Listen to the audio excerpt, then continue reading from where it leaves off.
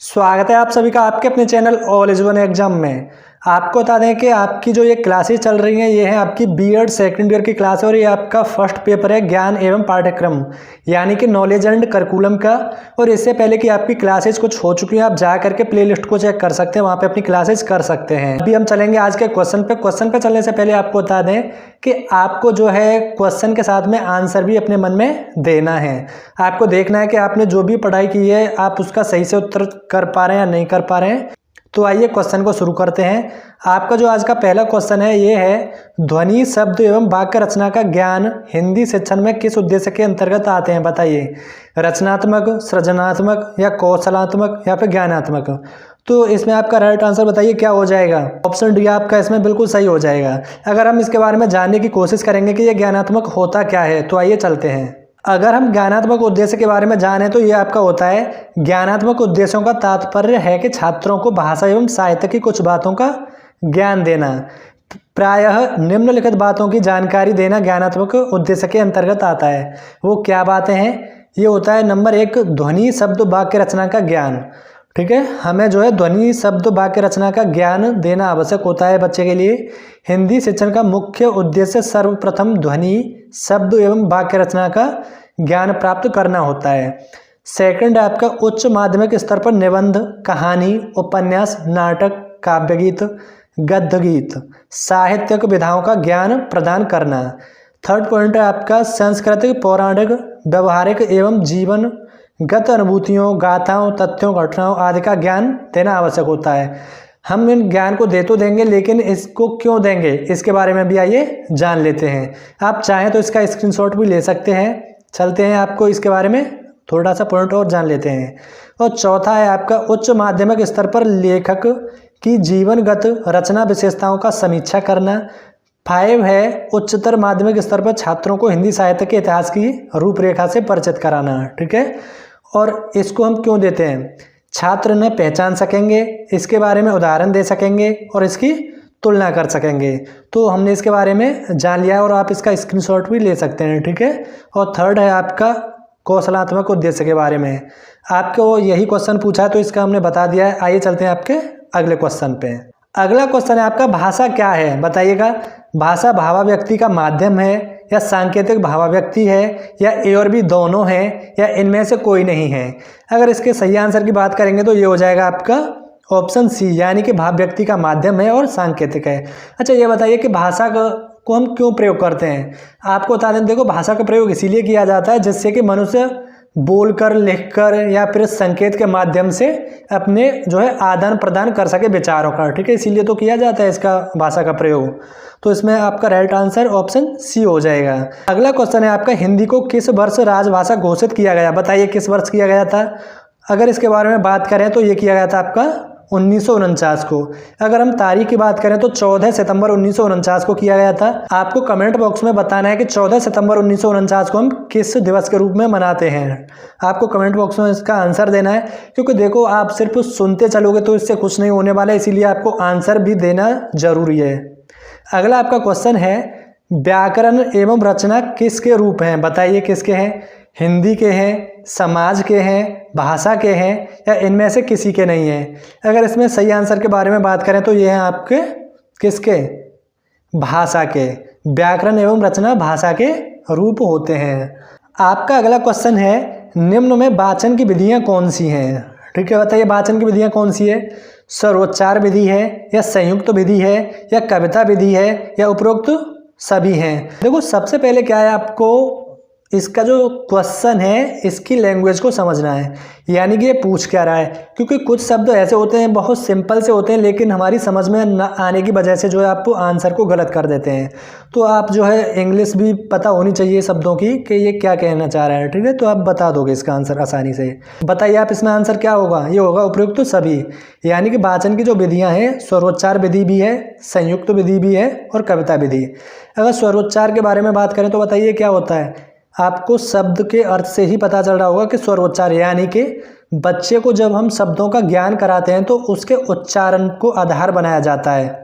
आपको पता है ना, जब बच्चे को कुछ सिखाया जाता है, आपने भी सीखा होगा या आप सिखाते होंगे बच्चों को, तो उसके जो शब्द होते हैं उसके उच्चारण को आधार बनाया जाता है। तो ठीक है, आपको समझ में आ गया होगा। आइए चलते हैं अगले क्वेश्चन पे। कहानी सुनने वालों में किस गुण का होना आवश्यक है? बताओ। भाषा पर, विचार का, अच्छी स्मरण शक्ति पर, या विनोदी स्वभाव पर, या उपयुक्त सभी पर? बताइए। तो इसमें जो आपका सही आंसर हो जाएगा ये हो जाएगा उपयुक्त सभी। आपको पता होगा कि विनोद में जो है, विनोद भाव में जो है कुछ भी बोल देते हैं समझाने के लिए, तो आप समझ पा रहे होंगे कि कहानी सुनने वालों में इन सभी का होना आवश्यक है। तो चलते हैं अगले क्वेश्चन पे। अगला आपका क्वेश्चन है, लेखन कौशल में लेखन अभ्यास कराना कौन सी अवस्था कहलाती है? बताइएगा। प्रथम अवस्था कहलाती है, या तृतीय अवस्था कहलाती है, या चतुर्थ, या द्वितीय? तो ये जो कहलाती है ये कहलाती है आपकी चतुर्थ अवस्था। ठीक है। अच्छा ये बताइए कि इसकी जो अवस्था होती हैं कितनी होती हैं? आपको बता दें कि इसकी 4 अवस्था होती हैं। सबसे पहले होता है सुनना, उसके बाद बोलना होता है, उसके बाद पढ़ना होता है, उसके बाद में जब आता है आपका लिखना। ठीक है। तो आपको पता चल गया होगा कि ये आपकी चौथी अवस्था होती है। आइए चलते हैं अगले क्वेश्चन पे। अगला आपका क्वेश्चन है, हिंदी में मौखिक या लिखित रचना के अभ्यास से किसका अभ्यास होता है? बताइए। शब्द रचना का होता है, या व्याकरण रचना का होता है, या आपका वाक्य रचना का होता है, या इनमें से किसी का नहीं होता है? तो ये होता है आपका वाक्य रचना का। ठीक है। अच्छा आप ये बताइएगा कि आप जो है क्वेश्चन को सही कर पा रहे हैं या नहीं दे पा रहे हैं इसका जो आंसर है। आइए अगले क्वेश्चन पर चलते हैं। ये है आपका कविता शिक्षण के कितने उद्देश्य बताए गए हैं? बताइए। 11 बताए गए हैं, या 10 बताए गए हैं, या 1, या इनमें से कोई नहीं? तो इसमें जो आपका सही आंसर हो जाएगा ये हो जाएगा 11। ठीक है। तो आइए अगले क्वेश्चन पे। आपका अगला क्वेश्चन है, लिखित भाषा की इकाई क्या है? बताइए। लिखित भाषा की क्या इकाई है? वर्ण है, या व्यंजन है, या ध्वनि है, या इनमें से कोई नहीं है? अगर इसमें सही आंसर की बात करेंगे तो ये हो जाएगा आपका ऑप्शन ए बिल्कुल सही होगा। आप बचपन से इसको देखते आए होंगे अपनी हिंदी की क्लास में, या हर एक उसमें आता है तो कि लिखित भाषा की जो सबसे पहली जो इकाई होती है ये वर्ण होती है। ठीक है। आइए अगले क्वेश्चन पे चलते हैं। अच्छा इसको जो है भाषा की इकाई बोलो या फिर मूल इकाई बोलो, मूल इकाई भी इसको बोला जाता है। अगले क्वेश्चन पर चलते हैं। आपका अगला क्वेश्चन है, लेखन कौशल में श्रुतलिपि, प्रतिलिपि कौन सी अवस्थाओं की विधियां कहलाती हैं? बताइए। प्रथम की, या चतुर्थ की, या द्वितीय की, या तृतीय की? आंसर दीजिए। तो ये कहलाती हैं आपकी द्वितीय की। ठीक है। ऑप्शन सी इसमें आपका बिल्कुल सही हो जाएगा। आपका अगला क्वेश्चन है, लिखित भाषा के अंतर्गत भाषा किस रूप में रहती है? बताइएगा। स्थायी रूप में रहती है, या अस्थायी रूप में रहती है, या उपयुक्त दोनों में रहती है, या फिर इनमें से किसी में नहीं? तो ये रहती है आपकी स्थायी रूप में। ठीक है। आपका जो अगला क्वेश्चन है, किस अभिव्यक्ति में व्यक्ति लिखित रूप से कार्य करता है? बताइएगा। पढ़ने में, या मौखिक में, या सुनने में, या फिर इनमें से किसी में नहीं? तो आपका इसमें जो सही उत्तर हो जाएगा ये हो जाएगा मौखिक में। ठीक है। ऑप्शन बी इसमें आपका बिल्कुल सही आंसर होगा। आपका अगला क्वेश्चन है, निम्नलिखित में से श्रुतिलिपि के भेद क्या हैं? बताइएगा। अध्यापक का उच्चारण स्पष्ट हो, बालकों के पास उचित लेख सामग्री हो, या छात्र को ठीक आसन पर बैठाया जाए, या उपयुक्त सभी? आंसर दीजिए। इसका क्या हो जाएगा? अगर इसमें सही आंसर की बात करें तो हो जाएगा आपका उपयुक्त सभी। चलिए चलते हैं अगले क्वेश्चन पे। आपका अगला क्वेश्चन है, श्रुतलिपि की कितनी विधियां हैं? बताइएगा। 5 हैं, या 4 हैं, या फिर 8 हैं, या फिर 3 हैं? आंसर दीजिए क्या हो जाएगा? श्रुतलिपि की जो विधियों की अगर बात करें तो ये आपकी 4 होती हैं। कौन कौन सी होती हैं आपको कमेंट सेक्शन में बताना है, क्योंकि सारी चीज़ें अगर आपको बता दी जाएंगी तो आप ध्यान नहीं दे पाओगे, इसीलिए कुछ आपको भी बताना है। आइए अगले क्वेश्चन पे। आपका अगला क्वेश्चन है, नाटक शिक्षण में निम्नलिखित में से किसका महत्व है? बताइए। रंगमंच अभिनय का, या मौन पठन का, या फिर वाचिक अभिनय का? आंसर दीजिए। इसमें आपका जो सही आंसर हो जाएगा ये हो जाएगा आपका ऑप्शन सी, यानी कि मौन पठन का। अच्छा आपके सामने जो ऐड किया गया है उत्तर इसका इसीलिए किया गया है ताकि आप जो है उत्तर को खुद से भी सोचें और आप उत्तर दें, क्योंकि अगर आप देख करके उत्तर देंगे तो फ़ायदा ही क्या है फिर इसको कराने से। आपका जो अगला क्वेश्चन है ये है, मूल्यांकन शब्द किस प्रकार का अर्थ देता है? बताइए कि मापन का देता है, या परीक्षण का देता है, या व्यापक का देता है, या क्रियात्मक का देता है? अगर इसमें हम सही उत्तर की बात करेंगे तो ये देता है आपका, बताइए किसका देता है? मापन का। ठीक है। ऑप्शन ए बिल्कुल सही हो जाएगा। आपका अगला क्वेश्चन है, निबंध का पहला व मुख्य आधार क्या है? बताइए क्या होता है? संस्करण होता है, या विषय होता है, या भाषा होता है, या फिर प्रभाव होता है? अगर इसके सही उत्तर की बात करेंगे तो ये होता है आपका भाषा। ठीक है। और आपका अगला क्वेश्चन है, अच्छे मूल्यांकन की कितनी विशेषताएं होती हैं? बताइएगा अच्छे मूल्यांकन की कितनी विशेषताएं होती हैं? इसकी अगर विशेषताओं की बात करें तो ये होती हैं आपकी 7। ठीक है। अगर हम बात करें कि 7 कौन कौन सी विशेषताएं होती हैं, पहली होती है क्रमबद्धता यानी कि सीरियलाइजेशन, दूसरी होती है आपकी वस्तुनिष्ठता, तीसरी होती है आपकी विश्वसनीयता, चौथी होती है आपकी वैधता, पांचवी होती है व्यावहारिकता, और छठी होती है आपकी व्यापकता, और सातवीं होती है शिक्षार्थी की सहभागिता। ठीक है। आपकी 7 होती हैं। आपका अगला क्वेश्चन है, ये है, निम्नलिखित में से कौन सा तत्व नाटक का तत्व नहीं है? बताइएगा। प्रत्याशा नहीं है, या नेताप्ति नहीं है, या वर्णन नहीं है, या फलागम नहीं है? आंसर दीजिए। अगर इसमें सही आंसर की बात करेंगे तो ये होता है आपका ऑप्शन सी, ये जो है आपका नाटक का तत्व नहीं है। आपका जो अगला क्वेश्चन है ये है, मूल्यांकन किस प्रकार का होना चाहिए? बताइए। यथार्थ होना चाहिए, या शुद्ध होना चाहिए, या सरल होना चाहिए, या फिर आपका स्थिर होना चाहिए? बताइए कैसा होना चाहिए जो आपका मूल्यांकन है? ये होना चाहिए आपका यथार्थ। यथार्थ का मतलब क्या होता है? यथार्थ का अगर हम बात करें सिनोनिम्स की, ये होता है वाजिब या फिर उचित। वाजिब और उचित दोनों ही होते हैं, यानी कि मूल्यांकन आपका वाजिब होना चाहिए, उचित होना चाहिए। आइए अगले क्वेश्चन पर चलते हैं।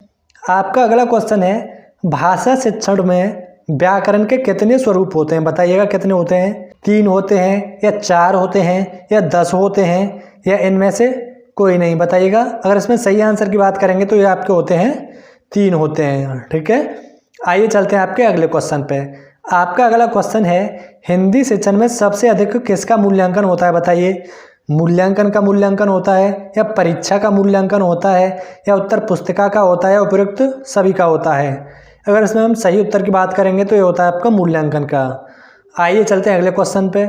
आपका अगला क्वेश्चन है, कहानी और उपन्यास में किस कारण समानता है? बताइए। आंसर दीजिए, इसका क्या हो जाएगा? अगर इसमें सही आंसर की बात करेंगे तो ऑप्शन डी आपका सही आंसर होगा, यानी कि कल्याण शक्ति का। आइए चलते हैं अगले क्वेश्चन पे। अगला आपका क्वेश्चन है, मूल्यांकन का अभिन्न अंग है? बताइए क्या है? शिक्षक है, या शिक्षा है, या शिक्षण है, या परीक्षण है? आंसर दीजिए क्या हो जाएगा? इसमें अगर मूल्यांकन के अभिन्न अंग की बात करें तो ये होता है आपका ऑप्शन सी, यानी कि शिक्षण। ठीक है। आपका अगला क्वेश्चन है, हिंदी साहित्य में व्याकरण सिखाने की सबसे उत्तम विधि कौन सी है? बताइए कौन सी है? आगमन विधि है, या निर्णायक विधि है, या सुलेखन विधि है, या प्रयोग विधि है? देखो, आपको भी पता होगा कि हिंदी साहित्य में व्याकरण सिखाने की जो सबसे उत्तम विधि होती है ये होती है प्रयोग विधि। ठीक है। आपको पता भी होगा। आपका अगला क्वेश्चन है, नाटक लिखने के लिए पर्याप्त संख्या किस विषय में सबसे अधिक पाई जाती है? बताइएगा। अगर इसमें सही आंसर की बात करेंगे तो ये होता है आपका हिंदी में। ठीक है। ऑप्शन डी आपका बिल्कुल सही होगा। देखो, आप सभी आंसर दिया करें, क्योंकि अगर आप गलत भी आंसर दोगे और फिर आपको सही आंसर पता चलेगा तो उससे भी आपके माइंड में ये क्वेश्चन रहेगा। अगर बाई चांस ये क्वेश्चन आपके एग्जाम में आ जाता है और फिर आप जो है सोचोगे कि ये तो कराया भी था, तो इसीलिए आपको वहाँ भी याद आ जाएगा कि आपका जो सही आंसर बताया था ये बताया था। ठीक है। इसीलिए आप आंसर दो, जैसे भी दो। आइए अगले क्वेश्चन पर चलते हैं। आपका अगला क्वेश्चन है, प्राथमिक स्तर पर मूल्यांकन की सर्वाधिक उपयोगी विधि है? बताइए कौन सी है? लिखित परीक्षा विधि है, या प्रयोगात्मक परीक्षा विधि है, या मौखिक परीक्षा विधि है, या फिर वार्षिक परीक्षा विधि है? आंसर दीजिए क्या हो जाएगा इसमें सही?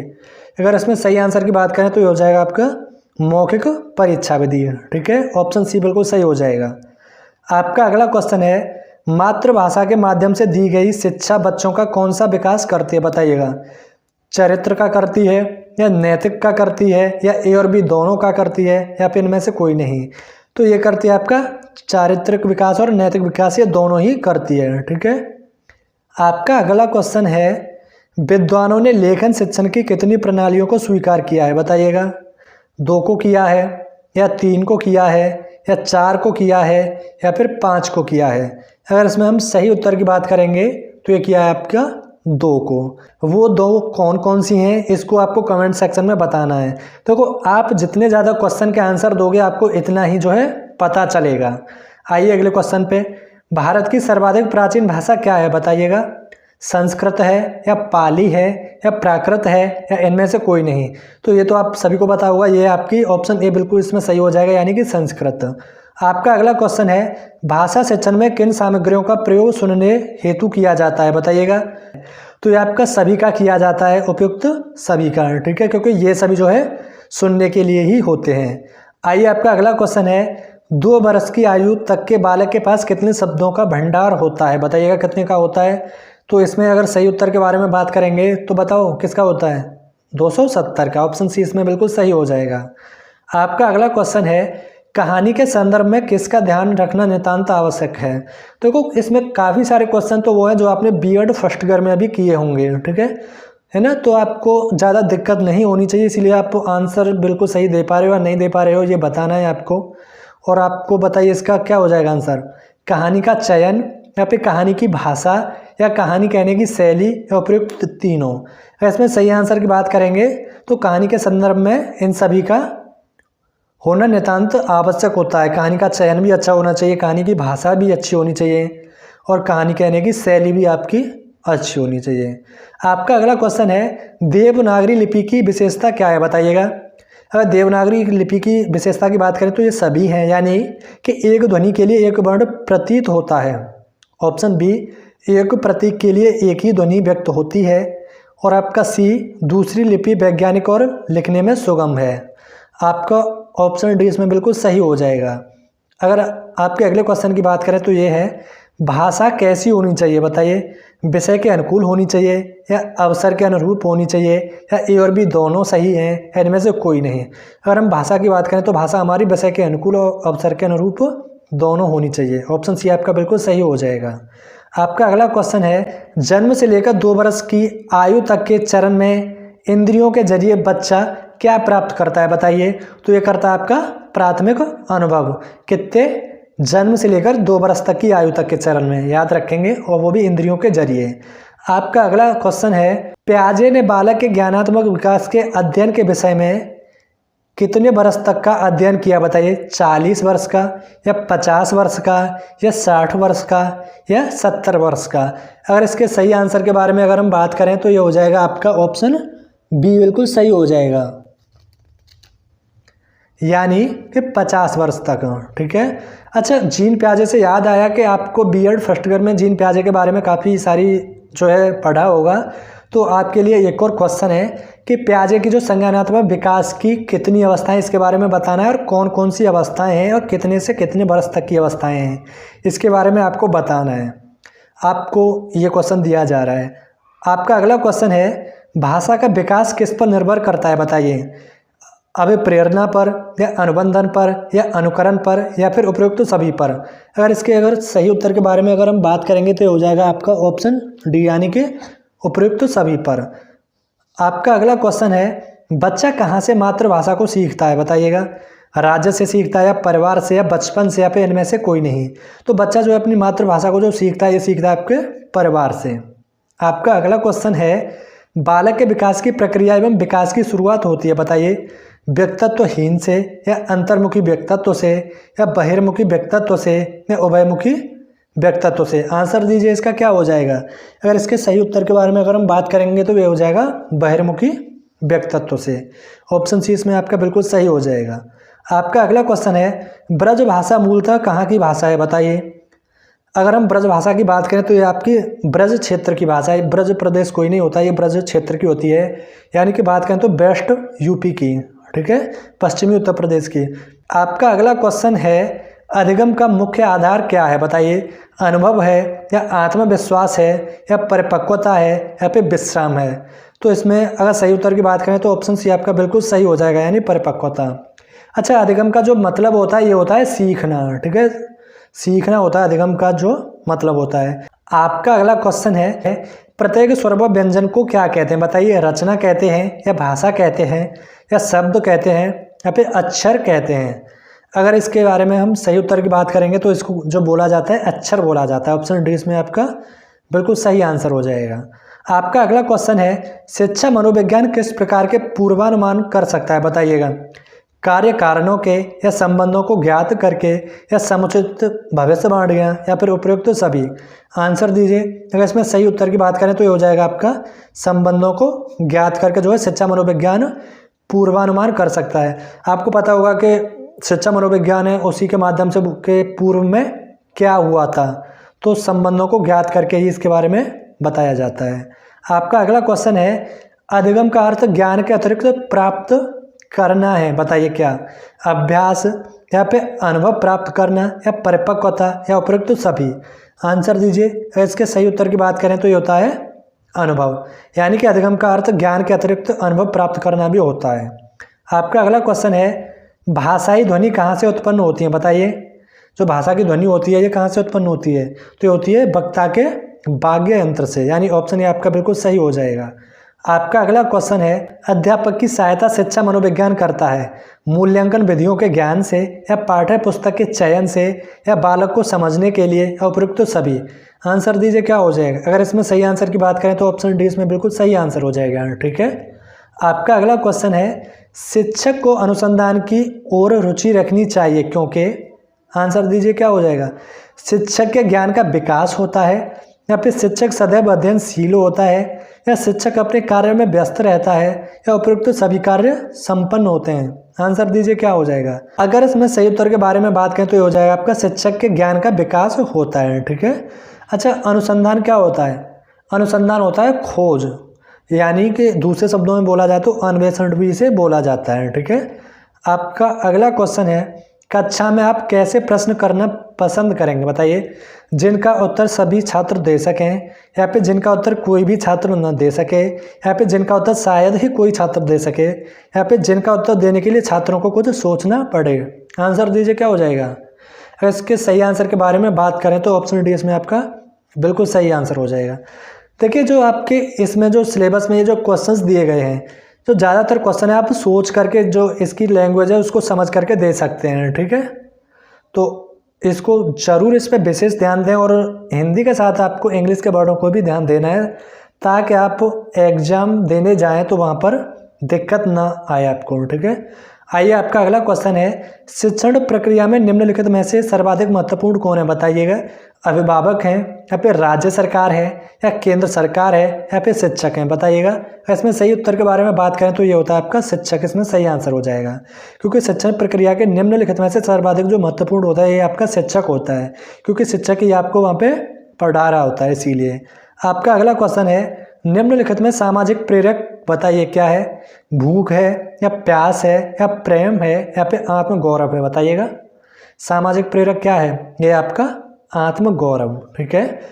आपका अगला क्वेश्चन है अधिगम का शिक्षा में योगदान है, बताइए। व्यवहार परिवर्तन में या समायोजन में या फिर नवीन अनुभव प्राप्त करने में या उपयुक्त सभी में। अगर इसमें सही उत्तर के बारे में बात करेंगे तो ऑप्शन डी आपका इसमें बिल्कुल सही हो जाएगा, यानी कि व्यवहार परिवर्तन में, समायोजन में और नवीन अनुभव प्राप्त करने में भी अधिगम का शिक्षा में योगदान है।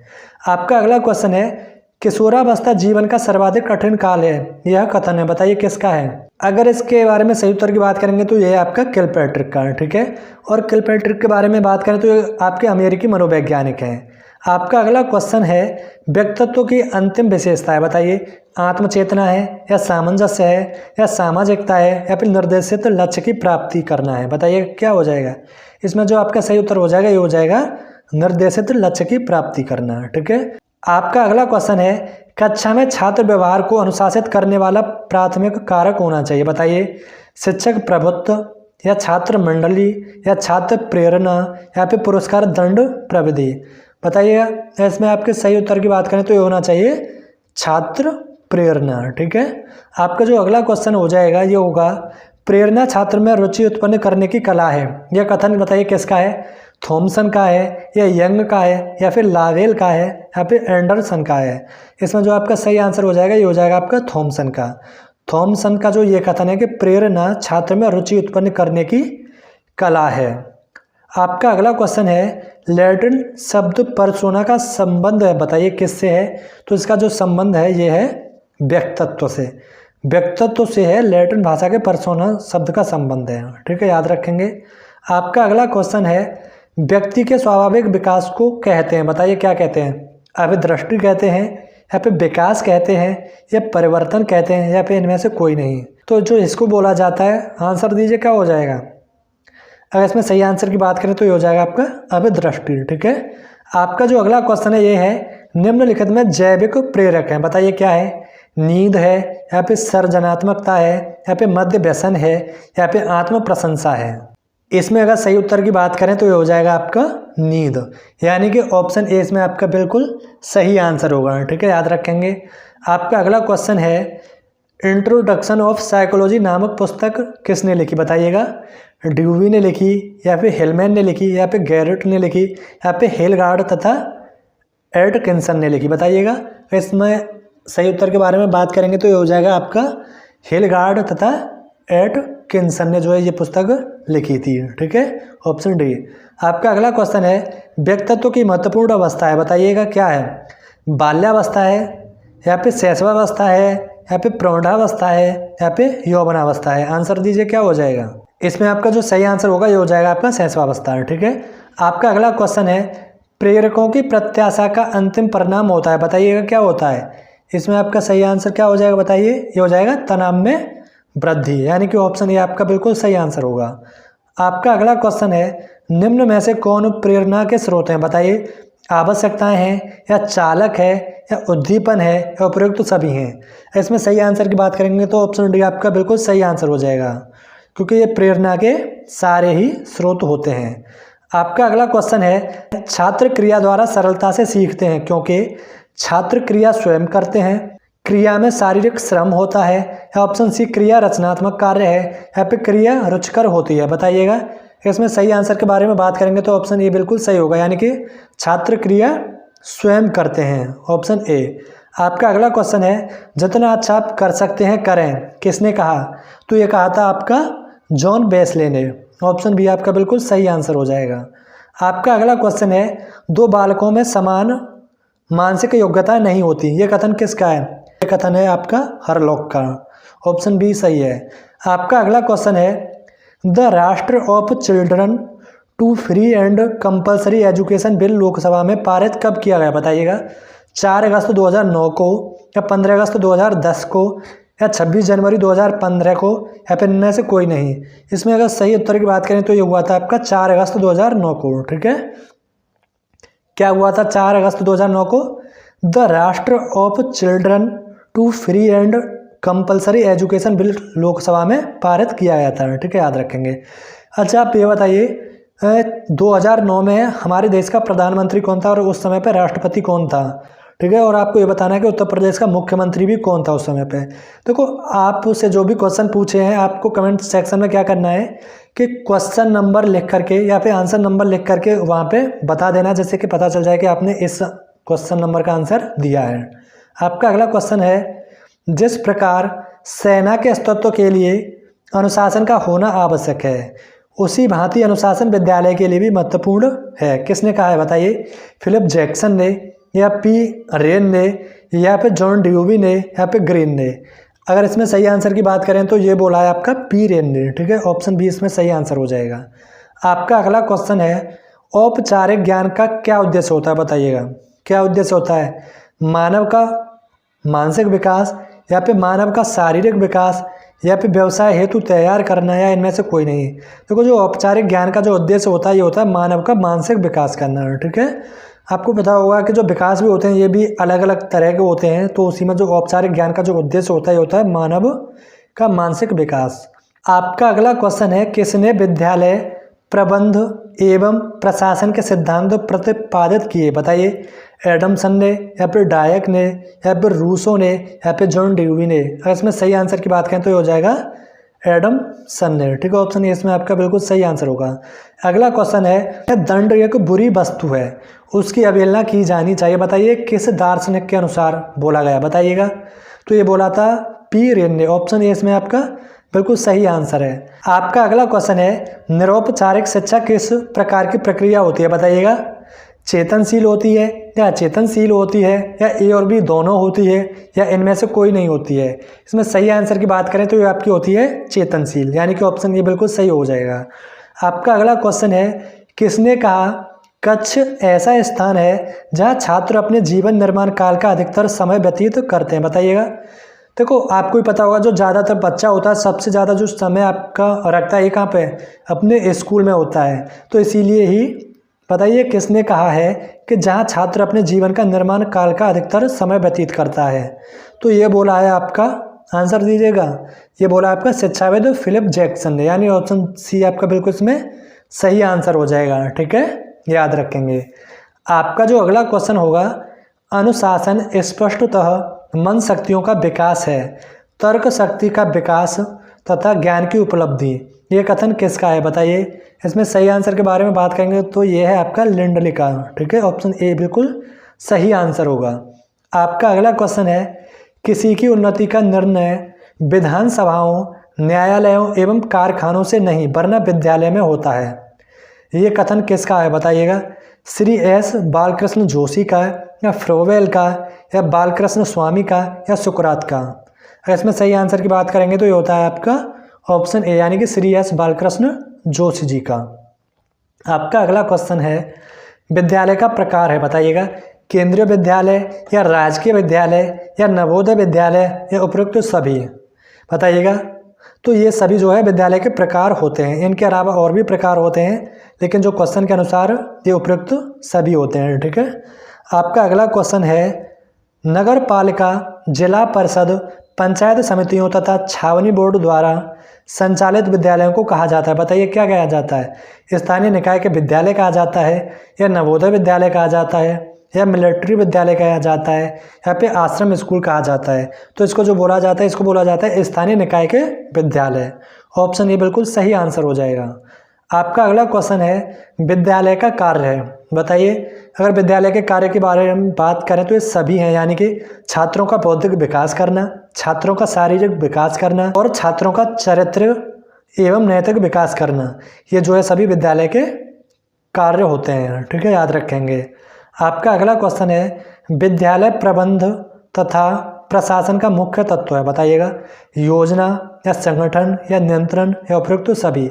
इसके बारे में उत्तर की बात करें तो ये हो जाएगा आपका उपयुक्त सभी, यानी कि ऑप्शन डी। आपका अगला क्वेश्चन है, पाठ्य सहगामी क्रियाओं का उद्देश्य है। बताइए क्या है? तो इसमें जो आपका सही आंसर हो जाएगा ये हो जाएगा बालकों के सर्वांगीण विकास में योगदान देना। ऑप्शन बी, बालकों को अपने अवकाश का सदुपयोग करने के लिए, या फिर बालकों में सहयोग तथा सह अस्तित्व की भावना का विकास करना। तो ऑप्शन डी इसमें बिल्कुल सही आंसर हो जाएगा। ठीक है। आपका अगला क्वेश्चन है, पाठ्य सहगामी क्रियाओं का प्रकार है। बताइए कौन सा प्रकार है? आंसर दीजिए जल्दी, क्या हो जाएगा? तो ये हो जाएगा आपका दैनिक प्रार्थना सभा, विषय संबंधी समिति, शैक्षिक भ्रमण एवं पिकनिक, उपयुक्त सभी हो जाएगा। ठीक है। क्योंकि जो पाठ्य सहगामी क्रियाएं होती हैं, आपको पता होगा कि दैनिक प्रार्थना सभा होती है, जैसे प्रेयर बोला जाता है, विषय संबंधी समिति भी होती है, शैक्षिक भ्रमण एवं पिकनिक आपको पता होगा जो बच्चों को घुमाने के लिए लेके जाते हैं, यानी कि उपयुक्त सभी होती है। ये पाठ्य सहगामी क्रियाओं का प्रकार है। आपका अगला क्वेश्चन है, प्रशासन की दृष्टि से पाठ्य सहगामी क्रियाओं का संगठन किस विधि से किया जा सकता है? केंद्रीयकरण से, या पर्यवेक्षण से, या छात्रों की सहभागिता से, या उपयुक्त सभी से? बताइएगा। और इसके बारे में सही आंसर की बात करेंगे तो ये हो जाएगा आपका ऑप्शन डी, यानी कि उपयुक्त सभी से। केंद्रीयकरण से भी, पर्यवेक्षण से भी, छात्रों की सहभागिता से भी। ठीक है। आपका अगला क्वेश्चन है, पाठ्य सहगामी क्रियाओं से लाभ है। बताइएगा क्या लाभ है? छात्रों में नवीन प्रकार की अभिरुचियों का विकास होता है, छात्रों में नैतिकता के गुणों का विकास होता है, या छात्रों में नागरिकता के गुणों का विकास होता है? बताइएगा। तो इसमें अगर सही उत्तर की बात करें तो ऑप्शन डी इसमें बिल्कुल सही हो जाएगा। और आप देख भी रहे होंगे जो आजकल के बच्चे होते हैं कितने ज़्यादा मतलब रुचियाँ रखते हैं अलग अलग विषयों में। ठीक है। और नैतिकता भी उनमें अच्छी होती है, और उनकी जो है छात्रों में नागरिकता के भी गुणों का विकास किया जाता है स्कूलों में। ठीक है। तो उपयुक्त सभी आपका सही आंसर होगा। आपका अगला क्वेश्चन है, त्रिभाषा सूत्र का प्रतिपादन सर्वप्रथम किसने और कब किया था? बताइएगा कब किया था? कोठारी आयोग ने 1966 में किया था, या केंद्रीय शिक्षा सलाहकार बोर्ड ने किया था आपका 1956 में, या फिर मुदालियर आयोग ने 1952 में किया था, या फिर राधा कृष्ण आयोग ने 1949 में किया था? बताइएगा। अगर इसमें सही आंसर की बात करें तो ये किया था आपका केंद्रीय शिक्षा सलाहकार बोर्ड ने। ठीक है। कब किया था? ये किया था 1956 में। यहाँ पे देख नहीं रहा है लेकिन आपको बता रहे हैं 1956 में। ठीक है। आपका अगला क्वेश्चन है, त्रिभाषा सूत्र पर विचार करने के लिए मुख्यमंत्रियों का सम्मेलन किस वर्ष आयोजित किया गया था? बताइएगा। 1949 में, या फिर 1950 में, या 1956 में, या फिर 1961 में। इसमें सही उत्तर के बारे में बात करेंगे तो ये किया गया था आपका 1961 में। क्या किया गया था? त्रिभाषा सूत्र पर विचार करने के लिए मुख्यमंत्रियों का सम्मेलन आयोजित किया गया था 1961 में। आपका अगला क्वेश्चन है, विद्यालय वातावरण का प्रकार है। बताइएगा। खुला वातावरण, बंद वातावरण, या फिर स्वायत्त वातावरण, या उपयुक्त सभी। आंसर दीजिएगा, क्या हो जाएगा? आंसर दिया करो, ऐसे मत रहा करो, सिर्फ देखते रहा करो। आपके मन में ये होना चाहिए कि ऑप्शन ए होगा सही या फिर ऑप्शन बी होगा, क्योंकि अगर आपको गलत भी आ रहा है तो कोई दिक्कत वाली बात नहीं है। तो आंसर इसमें जो आपका सही होगा ये हो जाएगा उपयुक्त सभी। ठीक है। आपका अगला क्वेश्चन है, विद्यालयी वातावरण के कितने निर्धारक होते हैं? बताइएगा। कितने होते हैं? 2 होते हैं, या 3 होते हैं, या 4 होते हैं, या फिर 5 होते हैं? बताइएगा। तो ये होते हैं आपके 5 होते हैं। ठीक है। ऑप्शन डी इसमें बिल्कुल सही आंसर हो जाएगा। आपका अगला क्वेश्चन है, कक्षा में विद्यालयी वातावरण का प्रभाव पड़ता है। बताइए। छात्रों के अधिगम पर। अधिगम का मतलब अभी आपको बताया था, छात्रों के सीखने पर, और आपका शिक्षकों के शिक्षण पर, या छात्रों की शैक्षिक उपलब्धि पर, या फिर उपयुक्त सभी पर। बताइएगा क्या आंसर हो जाएगा। इसमें आंसर की बात करें तो उपयुक्त सभी पर हो जाएगा। आपका अगला क्वेश्चन है, औपचारिक शिक्षण की संस्था है। बताइए क्या है? परिवार है, या विद्यालय है, या खेल समूह है, या फिर प्रौढ़ शिक्षा केंद्र है? बताइएगा क्या हो जाएगा। इसमें जो आपका सही आंसर हो जाएगा ये हो जाएगा विद्यालय। ठीक है। ऑप्शन बी सही होगा। आपका जो अगला क्वेश्चन है ये है, अच्छे शिक्षण की मुख्य विशेषता क्या है? बताइए क्या है? सुनियोजित प्रक्रिया है, या फिर उपचारात्मक प्रक्रिया है, या तार्किक प्रक्रिया है, या उपयुक्त सभी है? बताइएगा। तो ये आपकी ऑप्शन डी यानी कि उपयुक्त सभी, क्योंकि देखो जहाँ पर सुनियोजित प्रक्रियाएं होंगी, उपचारात्मक प्रक्रिया होगी, और तार्किक करने की भी प्रक्रिया होगी, वहीं पर ही जो बच्चा अच्छी शिक्षा प्राप्त कर सकता है। तो इसीलिए ये जो है अच्छे शिक्षण की मुख्य विशेषताएं होती हैं। आपका जो अगला क्वेश्चन है ये है, बालक की शिक्षा का प्रथम विद्यालय क्या है? बताइएगा। समाज है, या फिर मित्र समूह है, या फिर परिवार है, या फिर विद्यालय है? बताइएगा। तो ये आपका परिवार जो है बालक की शिक्षा का प्रथम विद्यालय होता है, क्योंकि वो वहीं से सीखता है बच्चा। आपका जो अगला क्वेश्चन है ये है, सांस्कृतिक क्रियाओं के अंतर्गत आती है। बताइए क्या आता है? सांस्कृतिक क्रियाओं के अंतर्गत संगीत आता है, या नाटक आता है, या नृत्य आता है, या उपयुक्त सभी आते हैं? बताइएगा। आंसर तो भैया जल्दी जल्दी। तो इसमें जो है ये सारे ही आते हैं। आपका अगला क्वेश्चन है, स्काउटिंग और गाइडिंग का मुख्य उद्देश्य क्या है? ये आपको पता होगा, क्योंकि वैसे भी आप में से काफ़ी भाई बहनों ने जो है ये जो है किया होगा अपने स्कूल या कॉलेज में। स्काउटिंग जो गाइडिंग किया जाता है, और आपकी इसके अलावा एक एनसीसी भी होती है। तो अभी एनसीसी को जाने तो अभी इसका बताइए, इसका मुख्य उद्देश्य क्या होता है? नागरिकता एवं राष्ट्रीयता का विकास। ऑप्शन ए इसमें सही आंसर हो जाएगा। आपका अगला क्वेश्चन है, पाठ्य सहगामी क्रियाओं का मुख्य उद्देश्य है। बताइए। छात्रों को समायोजित व्यक्तित्व प्राप्त करने में, या फिर सामान्य कक्षा की दिनचर्या से राहत प्रदान करना, या छात्रों को एक अच्छे नागरिक के रूप में विकसित होने का अवसर देना, या उपयुक्त सभी। आंसर दीजिए। अगर इसके सही आंसर के बारे में बात करें तो ऑप्शन ए इसमें बिल्कुल सही हो जाएगा, यानी कि छात्रों को समायोजित व्यक्तित्व प्राप्त करने में मदद। ठीक है। आपका जो अगला क्वेश्चन है ये है, भाषा का आधार नहीं है। बताइएगा भाषा का आधार क्या नहीं है?